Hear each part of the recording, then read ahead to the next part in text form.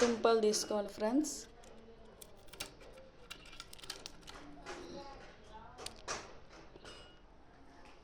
తీసుకున్న తర్వాత వీటిని ఇప్పుడు కాల్చాలి. ఇలా స్టవ్ వెలిగించుకున్న తర్వాత దాని మీద ఇలా పెట్టుకోవాలి. ఇలా కాల్చితే మంచిగా టేస్ట్ వస్తుంది. ఇలా మంచిగా గాలినాయి ఫ్రెండ్స్. మంచిగా గాలిన తర్వాత ఇప్పుడు మిక్సీ గిన్నెలోకి వేసుకోవాలి.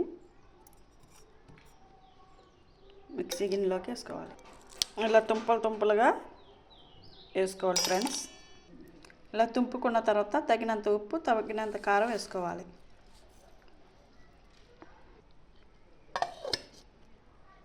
తుంపల కారం రెడీ అయింది ఫ్రెండ్స్.